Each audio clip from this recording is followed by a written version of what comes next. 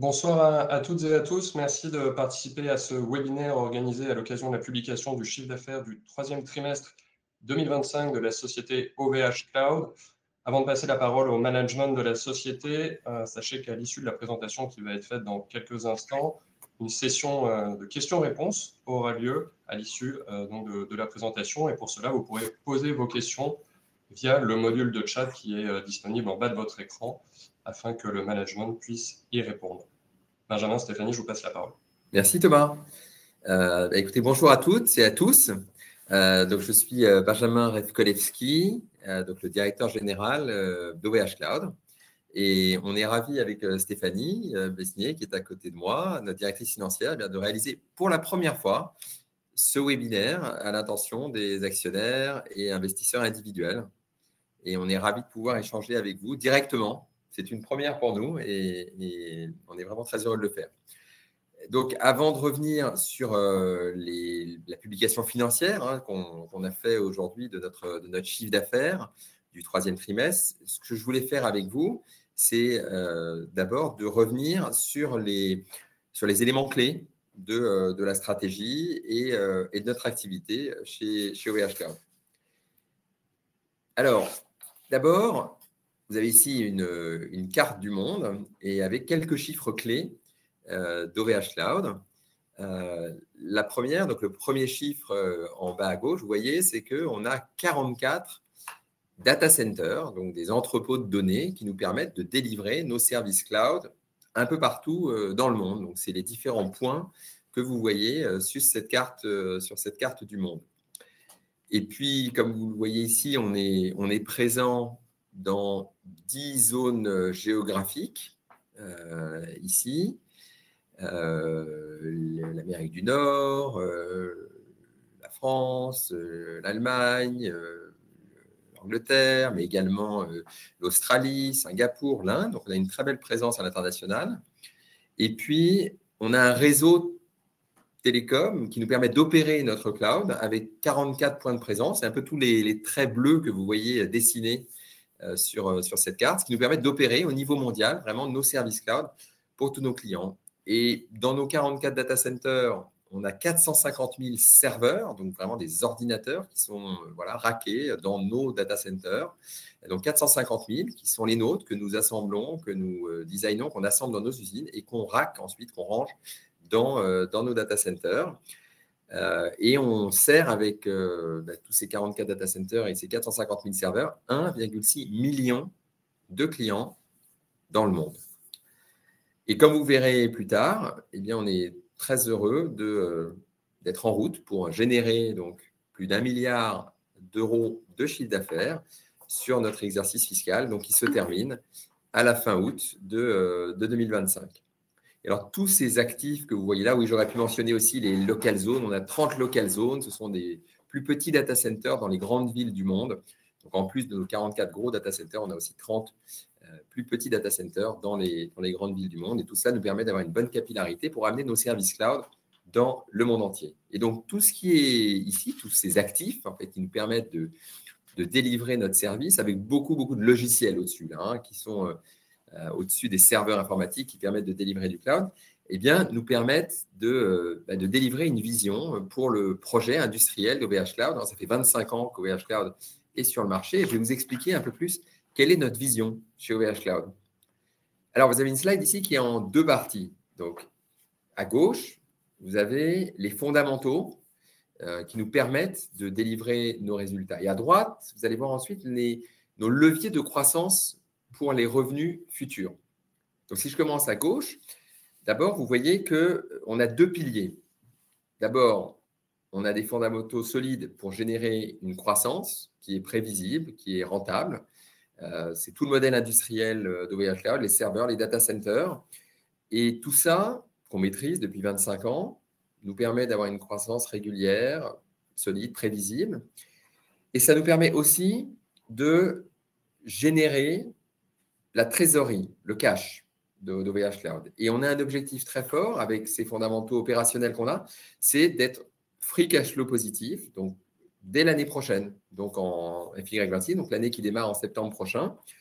Et ces deux objectifs, donc de croissance prévisible, rentable et de génération de trésorerie, c'est ce qui nous permet d'avoir notre succès à long terme, parce que ça nous permet d'innover. Cette rentabilité nous permet quelque part de continuer à investir et à continuer d'innover au service de nos clients. Et donc, c'est exactement ce qui est sur la partie droite de la slide. Justement, c'est toute cette machine à gauche qui nous permet de faire de la croissance et générer du cash, eh bien, elle nous permet d'avoir des moteurs de notre croissance future. Et ça, c'est deux leviers de croissance. Le premier, c'est la souveraineté. Le deuxième, c'est le cloud public. Donc, sur la souveraineté, on développe des solutions et on est le leader aujourd'hui, la référence sur les solutions de souveraineté des données, souveraineté technologique. Et vous savez, aujourd'hui, avec les incertitudes géopolitiques, eh bien, c'est revenu à l'agenda très fort des entreprises, des directeurs généraux, des directeurs d'administration. Et donc, on est aujourd'hui la référence sur ces solutions de souveraineté. Puis le deuxième levier de croissance, c'est les produits cloud public. Donc, le cloud public, c'est quand les serveurs physiques, les ordinateurs sont mutualisés entre différents clients. Et ça, on enrichit considérablement notre suite de produits parce qu'il y a des besoins croissants sur le cloud. Et c'est ce qui nous permet de répondre notamment aux besoins d'intelligence artificielle qui sont de plus en plus demandés par les clients. Et on applique cette vision pour cette aventure industrielle d'OVH Cloud en nous reposant sur des avantages compétitifs, donc des différenciants, et je vais essayer de les partager avec vous dans la slide suivante. Alors, il y en a 5 qui sont à droite. D'abord, les avantages qu'on a, c'est que, évidemment, on est sur un marché large qui est en forte croissance, et c'est le marché du cloud, c'est un marché qui croît rapidement, et il y a des méga tendances, des tendances très fortes qui sont la numérisation de l'économie. Vous le savez, hein, quand on a ces smartphones, eh bien, tout ça derrière, il y a du numérique, de la data, et ça porte toute l'économie, tous les secteurs de l'économie. Et puis, il y a l'intelligence artificielle qui vient encore accélérer tout ça.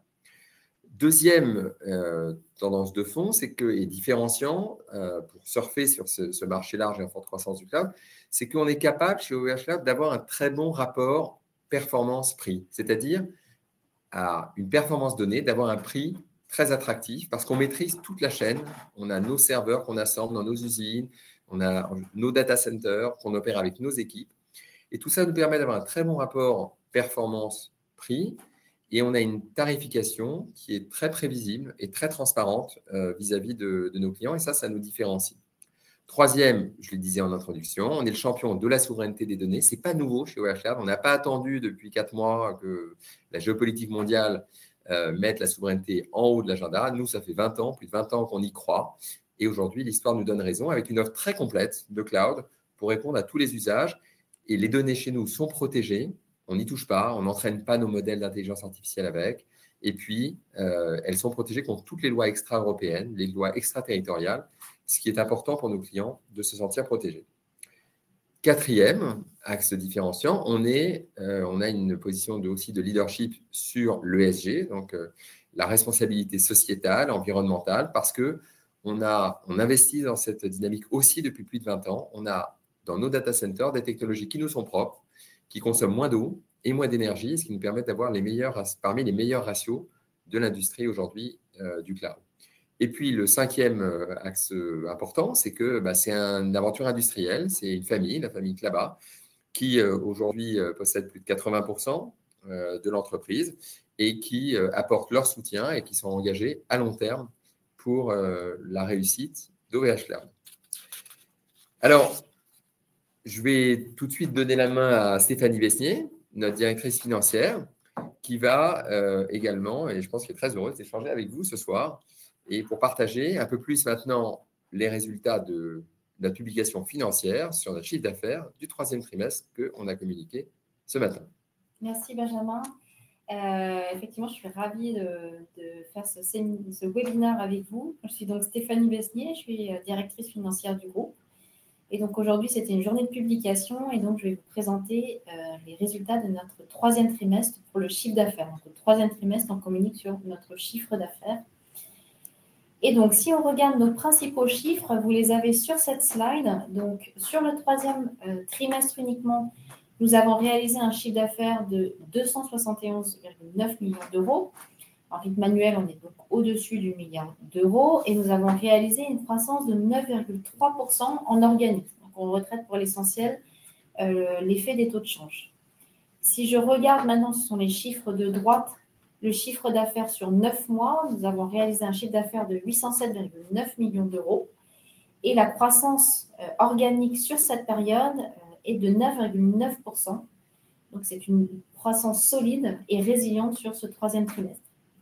Le dernier chiffre que vous voyez sur cette slide, c'est un chiffre important aussi qu'on regarde également et que l'on suit de façon régulière. C'est ce qu'on appelle le taux de rétention net du chiffre d'affaires.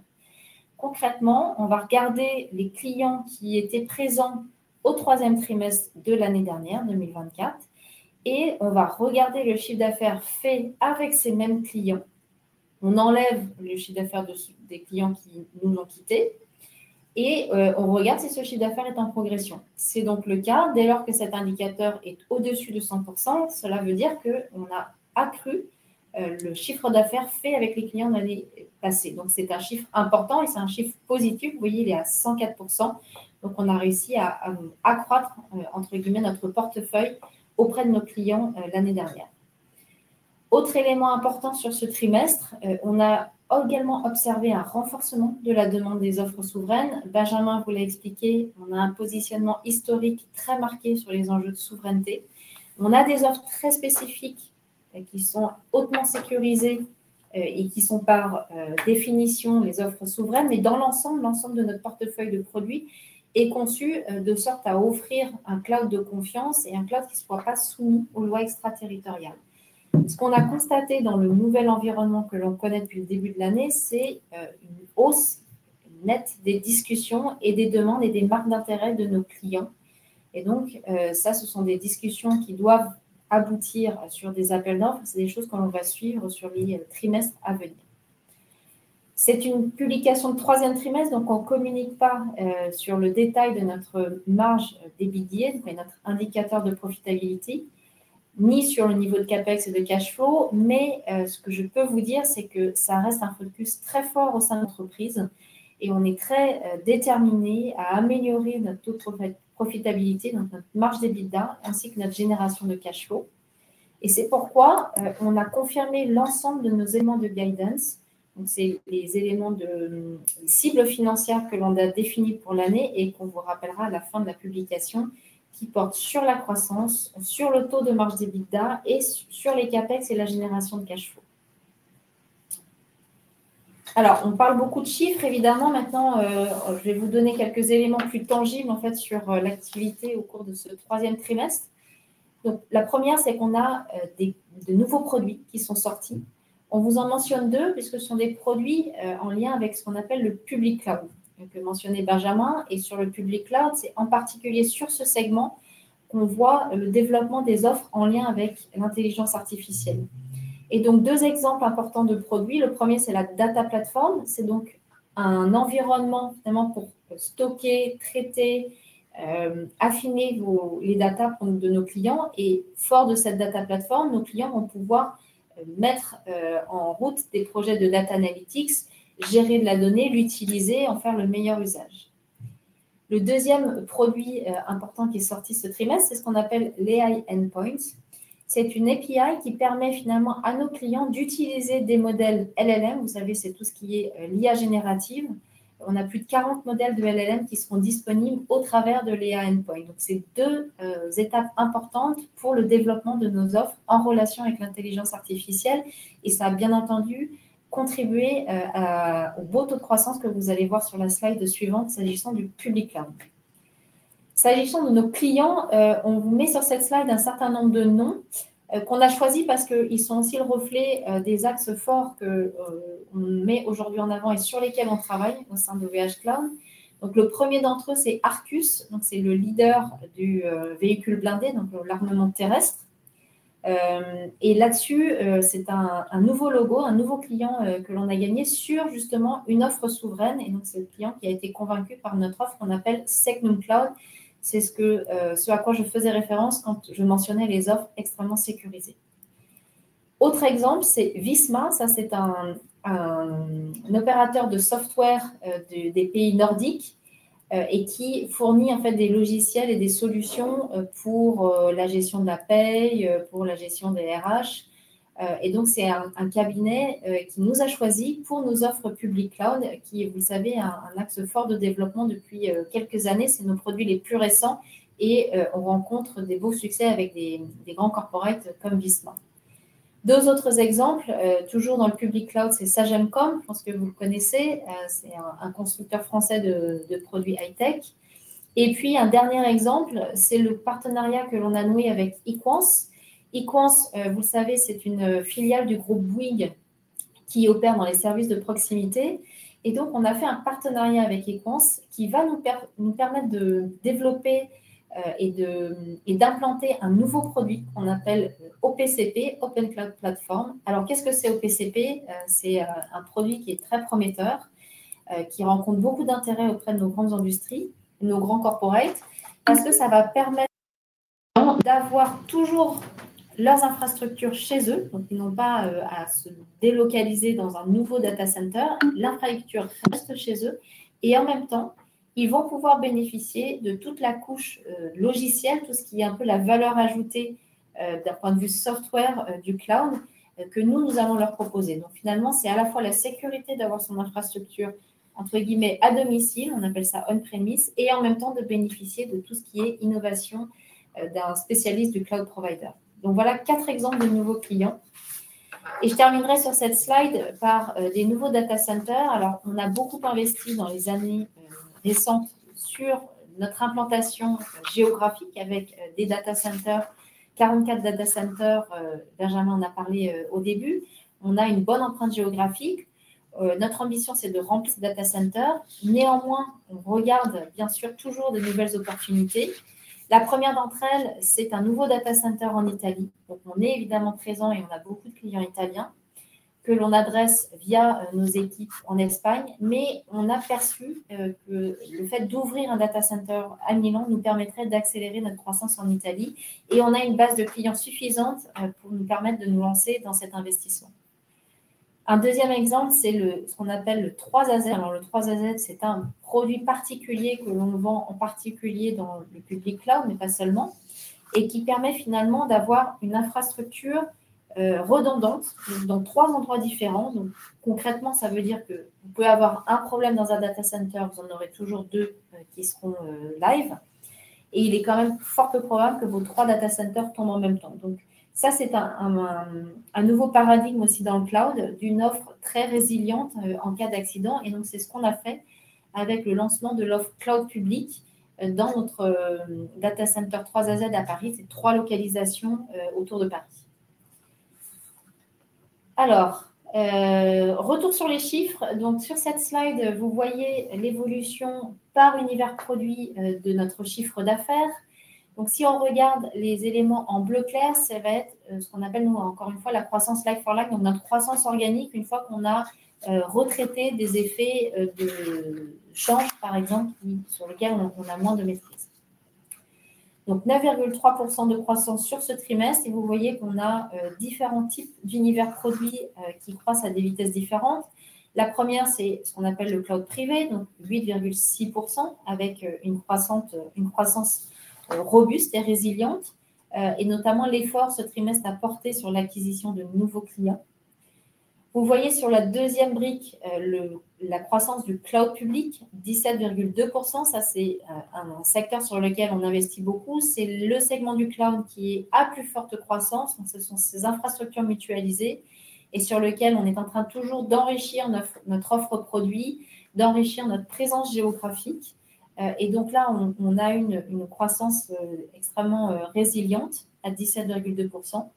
Et notre dernier univers, c'est un univers qui correspond à des activités un petit peu plus historiques du groupe.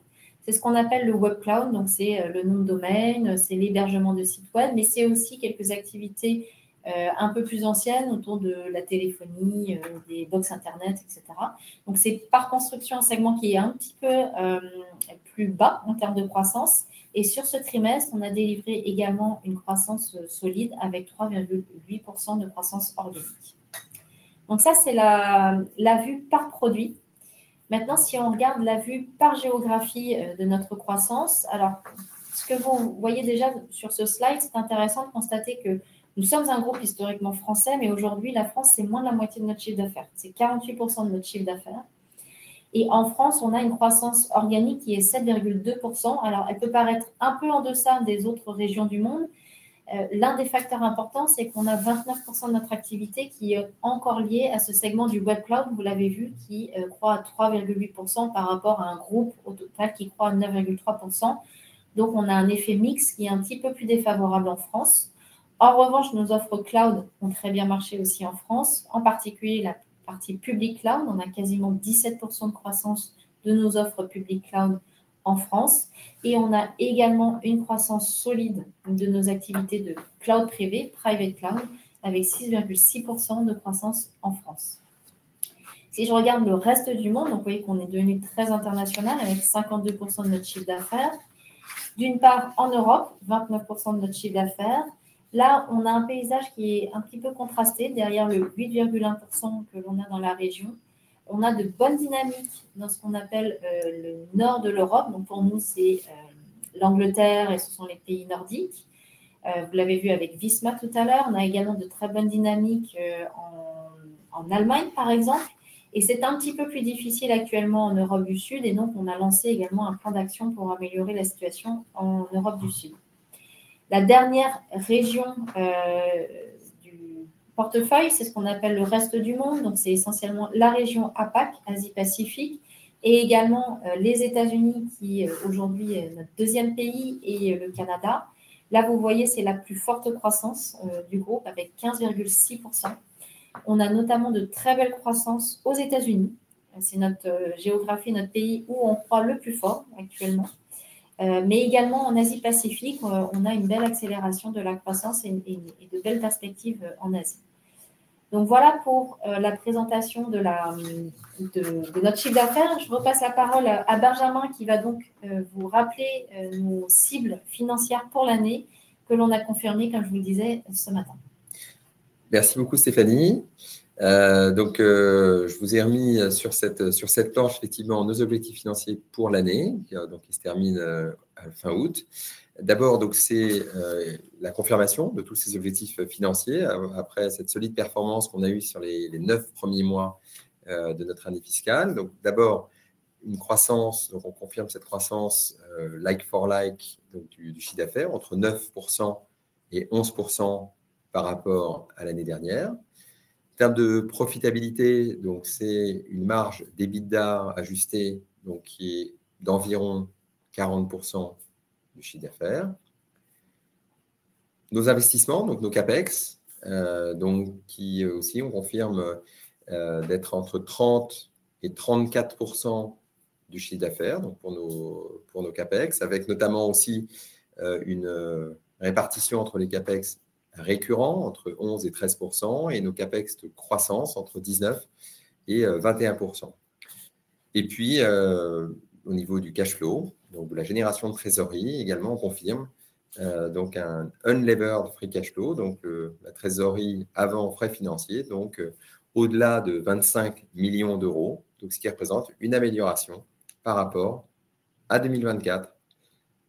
Voilà, écoutez, après ces quelques éléments, ce que je propose, c'est qu'avec Stéphanie, eh bien, on ouvre la séance de questions-réponses.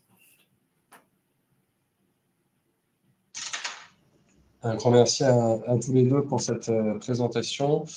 Écoutez, sans plus attendre, on a une première question sur votre environnement concurrentiel et savoir comment OVH Cloud parvient à se différencier des géants américains que sont Amazon, Microsoft ou Google sur le marché du cloud.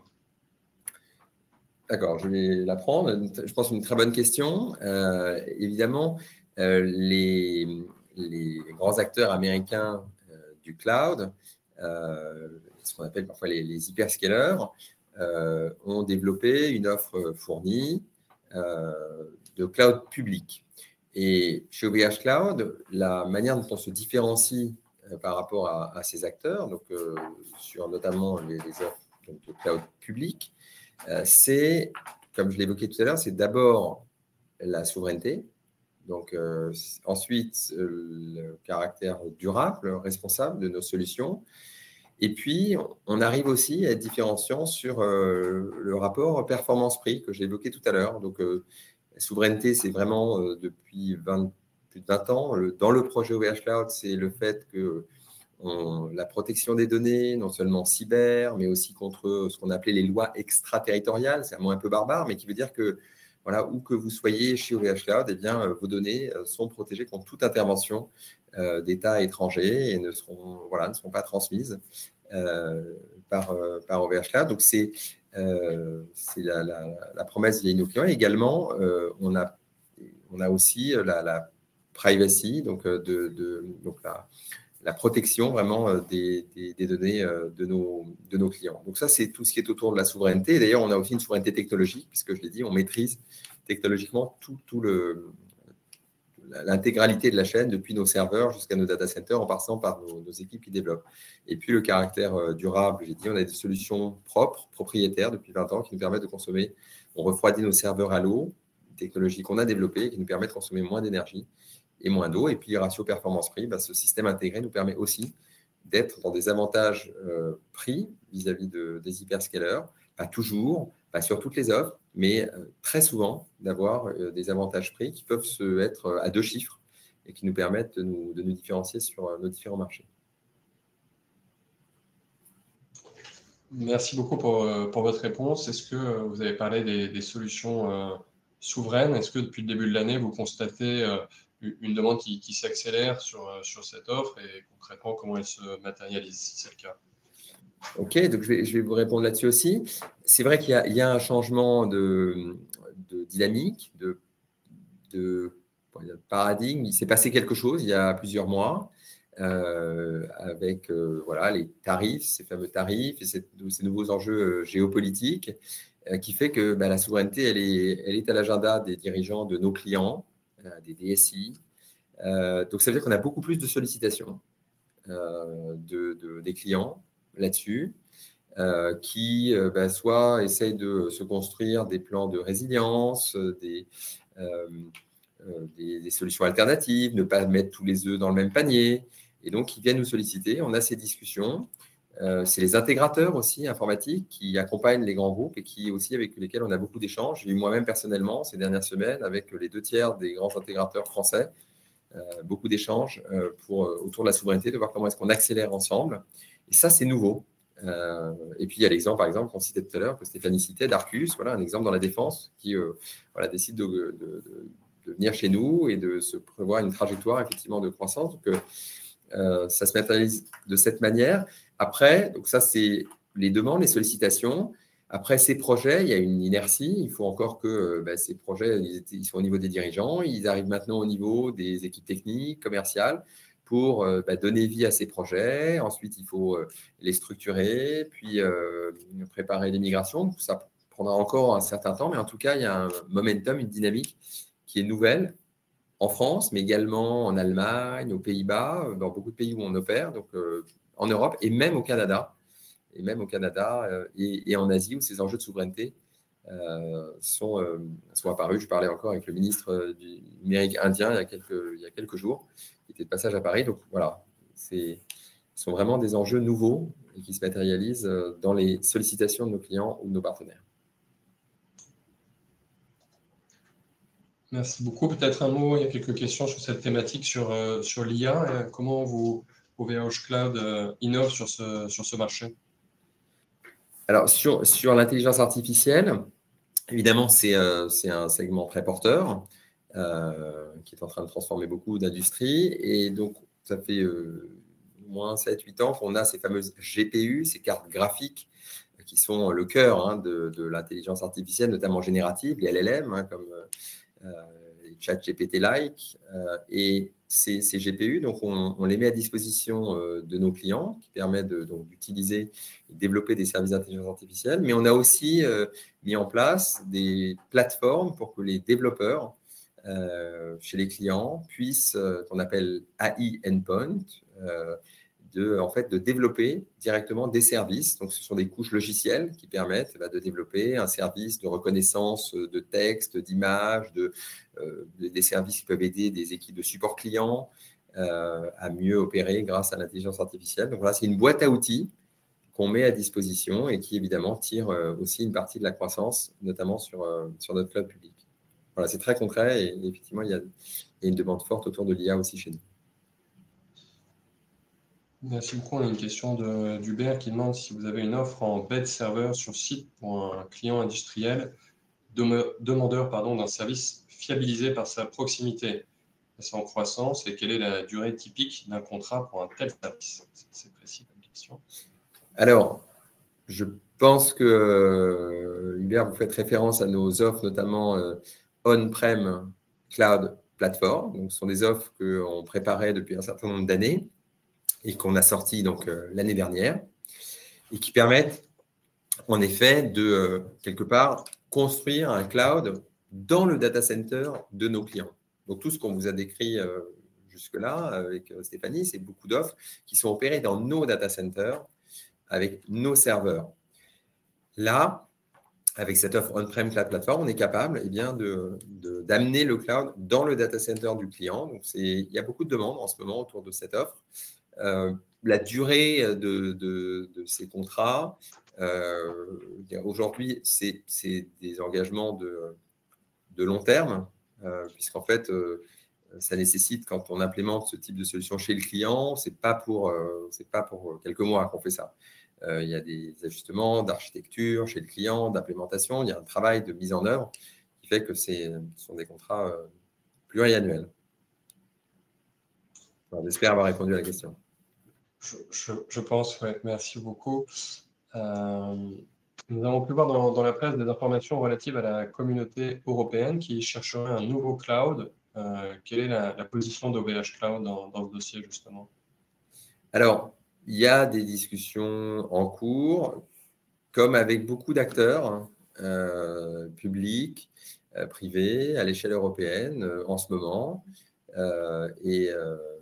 Aujourd'hui, voilà, ça n'appelle pas plus de commentaires que cela.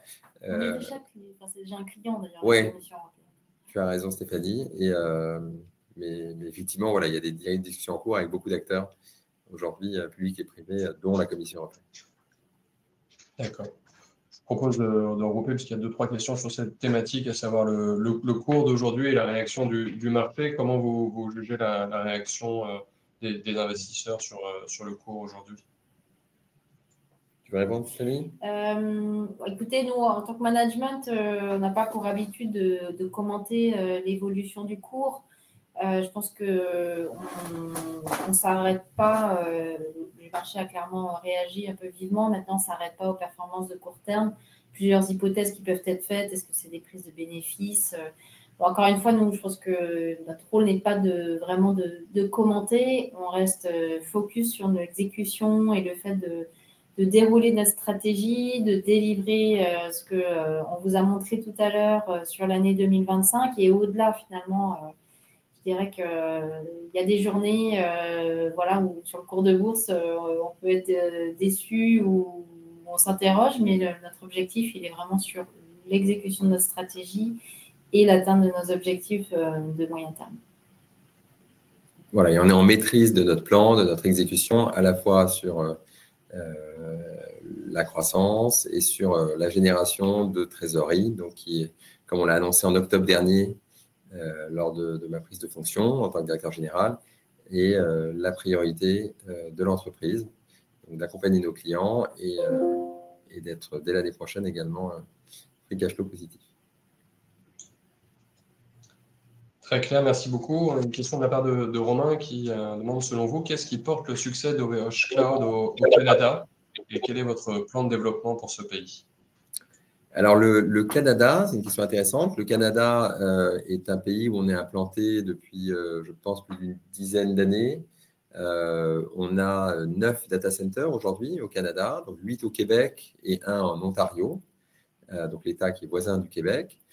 Donc, c'est un pays qui nous est très cher aussi. On a en plus implanté une usine de fabrication de serveurs. Donc, on a 2 usines, une en France qui fabrique nos serveurs informatiques, nos ordinateurs, et une autre, sa petite sœur, également au Canada. Donc, le Canada et la France, c'est les 2 seuls pays au monde dans la galaxie de nos pays OVH où on a à la fois des usines de fabrication de serveurs, des data centers et puis évidemment des équipes commerciales pour accompagner nos clients. Donc, c'est un pays qui est important pour nous. On a une énergie hydraulique qui alimente nos data centers, donc aussi avec parmi voilà, je pense, les plus bas ratios d'impact carbone, bien sûr. Et on a le plan de continuer à se développer, bien sûr, au Canada, à la fois au Québec, en Ontario, d'accompagner à la fois les clients tech. On accompagne, vous savez, à l'échelle mondiale beaucoup de startups qui croissent avec nous, mais également les clients corporate au Canada. Et c'est vrai que cet enjeu de souveraineté, il a aujourd'hui aussi au Canada beaucoup d'impact. Il est monté très haut dans l'agenda des clients. Vous imaginez pourquoi avec les enjeux géopolitiques récents. Et donc, c'est quelque chose qu'on va vraiment accompagner aussi dans un futur proche. Peut-être un mot sur le marché français. Pourquoi la croissance en France n'est-elle pas aussi dynamique que dans d'autres régions du monde? Alors, je l'ai mentionné tout à l'heure, notamment dans notre mix produit en France. C'est là qu'on a démarré. Donc, c'est là notamment qu'on a les activités historiques qui sont à croissance un peu plus faible. Je entends par là la téléphonie, la connectivité. Enfin, l'univers du web cloud, quand vous regardez les chiffres, on est à 3,8% sur cet univers web cloud sur le trimestre. Le cloud privé, c'est 8,6 et le cloud public, c'est 17,2. Et en France, l'activité web cloud représente 29% du chiffre d'affaires. Donc, par rapport à d'autres géographies, où par exemple aux États-Unis, cette activité n'est pas présente, eh bien, mécaniquement, vous avez un taux de croissance qui peut paraître un peu plus faible, mais encore une fois, c'est un mix produit. Après, quand on regarde l'activité du cloud privé et du cloud public, alors on est un petit peu plus faible aussi sur la partie cloud privé, mais parce que d'abord, on est présent depuis de plus longue date, donc c'est plus difficile d'aller chercher des nouveaux clients. On a une meilleure part de marché en France par notre ancienneté sur ce marché. On a cet environnement aussi en France qui est peut-être un petit peu plus délicat. En revanche, avec 16,9% par exemple sur le public cloud, on voit le cloud public, pardon, on voit qu'on a des taux de croissance qui sont assez similaires et y compris sur des bases un peu plus importantes que dans d'autres régions. Donc, il y a vraiment, encore une fois, un effet mix qui peut déformer un peu la vision de la croissance en France. Question, merci beaucoup Stéphanie. Une question un peu plus technique. Côté infra-réseau, de quoi sont-ils constitués? Privatif ou via infra-réseau de fournisseurs d'accès? Alors, le réseau télécom d'OVH Cloud, donc on opère notre propre réseau. Donc, ça veut dire qu'on allume des fibres noires. Donc on opère ensuite. Donc, on a une très bonne maîtrise en fait, de nos infrastructures réseau. Et puis après, évidemment, on va avoir utiliser des interconnexions avec des différents fournisseurs réseau pour voilà, garantir la capillarité, mais on opère sinon notre propre réseau télécom. Ce qui nous permet d'être comme un hyperscaler. C'est la nature des hyperscalers. On parlait des 3 grands hyperscalers américains. C'est ce qui caractérise un hyperscaler, être capable d'opérer son propre réseau aujourd'hui entre tous nos data centers et garantir, si vous voulez, une bonne consommation du cloud. Parce que pour bien consommer du cloud, pour un client, il faut qu'il y ait une très bon accès à une très bonne gestion de la bande passante. Et d'ailleurs, c'est un différenciant que j'aurais pu évoquer tout à l'heure aussi quand j'ai parlé de la performance prix. Les clients apprécient beaucoup le fait que nous incluons le prix de notre bande passante dans nos prix faciaux. C'est-à-dire qu'il n'y a pas de surprise une fois quand vous achetez chez OVH du cloud, eh bien, vous avez la bande passante réseau qui est incluse. Et ça, on peut le faire parce qu'on opère notre propre réseau. Et c'est un différenciant par rapport aux hyperscalers américains. Et donc, ça apporte à nos clients une grande prédictibilité. C'est un argument qui marche très fort aux États-Unis, notamment, où cette différenciation nous aide beaucoup dans notre croissance. Alors, on a une question sur la contribution d'API vidéo dans la stratégie d'OVH et quels seront ses débouchés? Alors, API Vidéo, c'est une entreprise effectivement dont on a fait l'acquisition en ce début d'année 2025, qui est une entreprise française qui a développé des services autour donc des services vidéo, typiquement, qui permettent d'avoir des vidéos avec des mots de passe, quelque part des vidéos accessibles pour diffuser de la formation, donc avec des accès privilégiés par mot de passe. Donc, il y a toute une série de services vidéo. Nous, ce qu'on souhaite faire avec API Vidéo, et on est ravis de cette acquisition et d'avoir intégré des équipes talentueuses dans les équipes OVH Cloud, c'est notamment sur les offres web, donc d'hébergement site web, notre segment Web Cloud, qu'on a évoqué tout à l'heure, qui représente, vous rappelez, à peu près 20% de notre chiffre d'affaires, et bien d'enrichir nos offres d'hébergement web, Web Cloud, également avec les offres, les technologies d'API vidéo et aussi nos offres de cloud public. Donc, qui sont, il y a des modules vidéo qui sont intéressants aussi et qui vont nous permettre d'enrichir encore plus le portefeuille qu'on appelle parfois plateforme as a service, la boîte à outils logicielle qui permet à des développeurs, à des entreprises qui souhaitent développer du SaaS, du software as a service, des logiciels, et bien d'avoir accès à toute une série de briques, dont celles fournies par API Vidéo. Donc voilà, on est ravis de cette acquisition.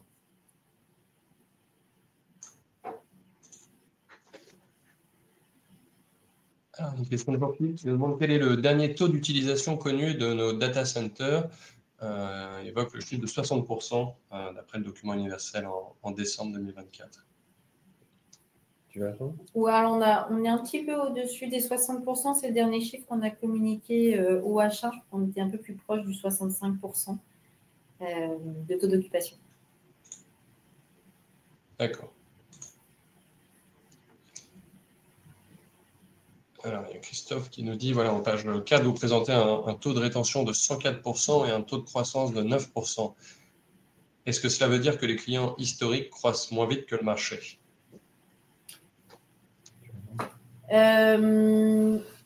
Alors, non, pas nécessairement. Le taux de rétention, c'est vraiment la croissance du chiffre d'affaires du trimestre year on year, mais c'est net du churn. Donc, dans cet effet de 104, vous avez également les clients qui sont partis et qui peuvent effectivement un peu masquer la croissance du chiffre d'affaires de nos clients qui sont restés.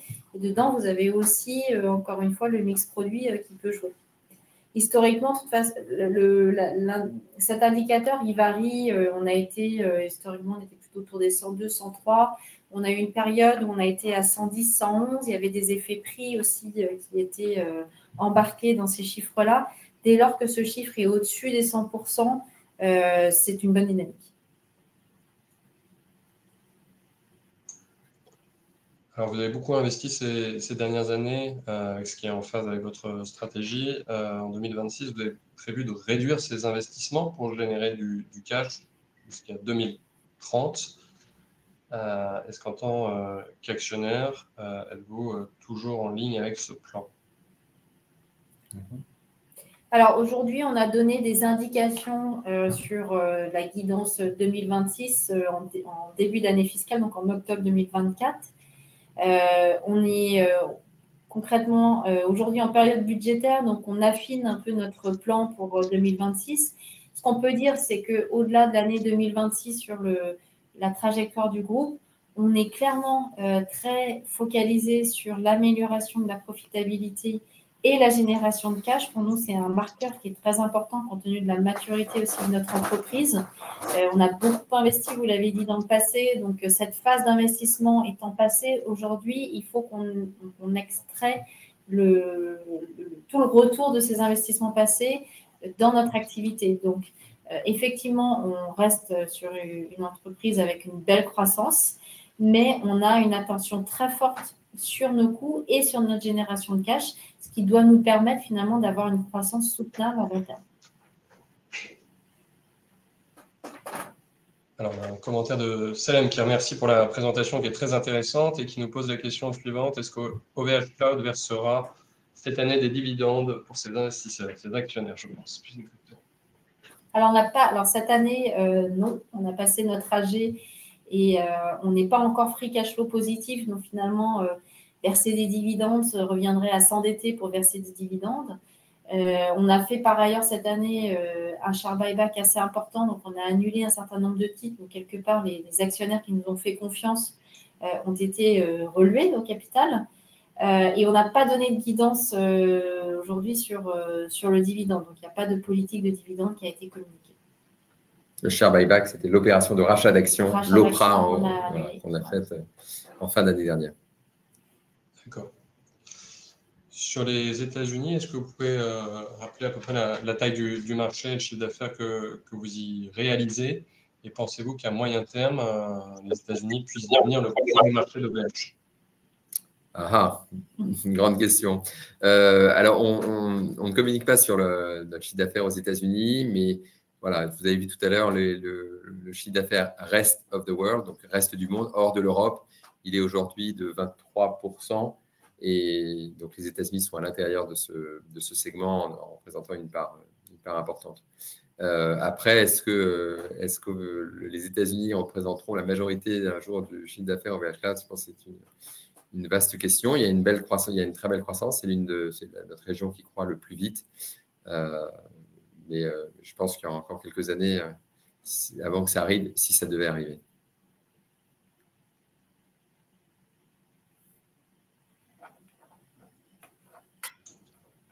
Écoutez, je crois qu'on arrive au bout des questions.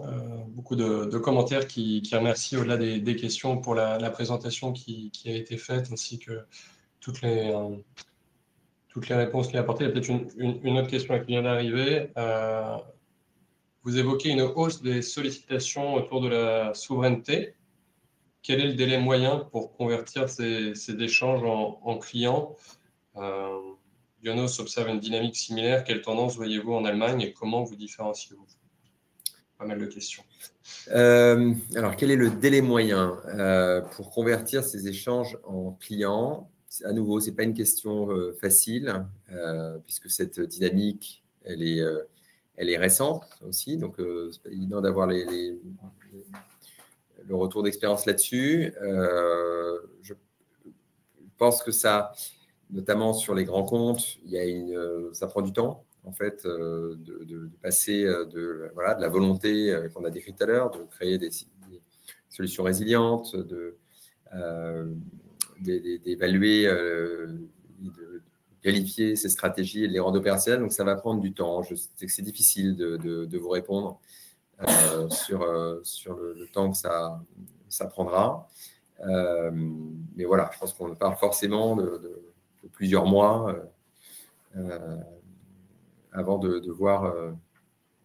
voir ceci, plusieurs mois, quelques trimestres avant de se voir se concrétiser ça dans le chiffre d'affaires. Et sur l'Allemagne, c'est ça, vous me posiez la question de comment… Absolument, ouais, comment vous différencier sur ce… Comment se différencier? Donc, on est aussi bien présent en Allemagne. On a de très belles références. Encore ce matin, on a gagné 3 références en Allemagne. Donc, je pense qu'on a un positionnement peut-être différent. Vous mentionnez Ionos. Nous, on est un acteur qui vient vraiment du cloud. Vous avez vu que c'est 80% de notre chiffre d'affaires. Donc, je pense qu'on est différent là-dessus. Si j'enlève donc le segment web cloud, sur lequel un acteur comme Ionos est très fortement positionné. Donc, on est différent. Je pense que avec une très bonne maîtrise de nos couches à la fois software, richesse de nos produits et une vraie implantation mondiale aussi, qui nous permet d'accompagner nos clients, comme je l'ai dit, dans 9, même 10 grandes régions géographiques dans le monde, qui nous permet, comme je disais tout à l'heure, aujourd'hui de servir dans 140 pays pour 1,5 million plus d'1,5 million de clients. Écoutez, sauf erreur de ma part, je suis navré si j'ai laissé quelques questions en route, mais c'est vrai qu'il y en a eu beaucoup et n'hésitez pas à contacter la société si vous voulez faire un suivi. Mais en tout cas, merci beaucoup pour cette présentation. Merci pour vos réponses à toutes ces questions. Je ne sais pas si vous voulez dire un petit mot de conclusion, Benjamin et Stéphanie. On avait juste remis, je crois, quelques éléments. Je pense, je ne sais plus s'ils étaient dans la présentation. Voilà, ils sont là juste pour partir un petit peu avec l'essentiel de ce qu'on a dit. Si vous devez retenir, d'abord, c'est un trimestre effectivement qui est résilient. Vous voyez 272 millions d'euros de chiffre d'affaires sur notre troisième trimestre, donc 9,3% de croissance du chiffre d'affaires, donc en like for like. C'est aussi cette croissance qui est tirée donc, par le cloud public. Vous vous rappelez, 17% de croissance, hein, et puis une forte demande aussi aux États-Unis et en Asie-Pacifique. C'est aussi au niveau des performances opérationnelles, donc, ce renforcement de la demande donc pour les solutions souveraines, donc un contexte porteur. C'est aussi pour nous la poursuite du déploiement de nos produits cloud public, notamment dans l'intelligence artificielle.